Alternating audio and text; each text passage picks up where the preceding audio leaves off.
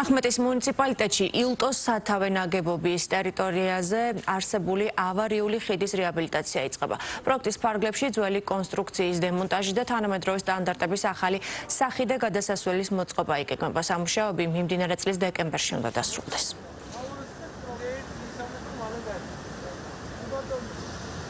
ყოფებით ერთ-ერთ ობიექტზე, რომელიც წარმოადგენს ილტოს სათავე